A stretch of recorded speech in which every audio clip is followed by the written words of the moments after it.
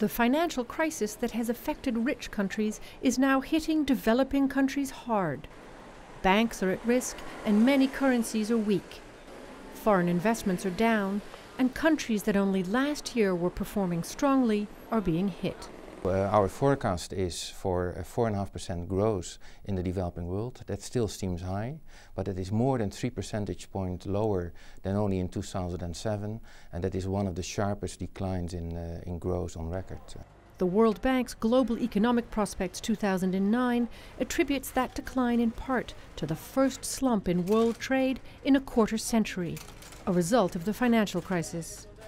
It is affecting manufacturing and exports and slowing growth, affecting workers around the world, including in developing countries.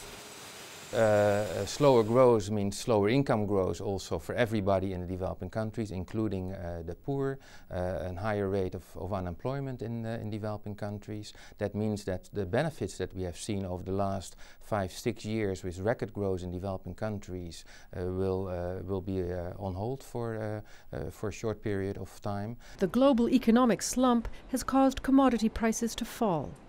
But developing countries that rely on profits from exporting oil and metals are expected to weather the downturn. The positive story there is that when we observe what commodity exporting countries have done over the last 20 years, they've been much more prudent in terms of the management of the windfall revenues that they've received as compared with the 1990s or the 1980s. And as a result, as prices come down, we don't expect them to see the same degree of turmoil or difficulties that they had, following the decline of oil prices in the 1980s. In the longer term, economists say that recent fears are unfounded that high commodity prices signal future supply shortages. Over the next 20 years, supply should more than meet demand.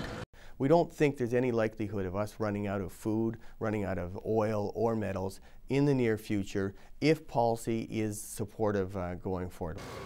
What's more, the price of food is down too, a welcome relief to the poor around the world who are hit hard by high food and fuel prices. But prices are still higher than before, and developing countries need to weather both high food prices and the fallout from the financial crisis.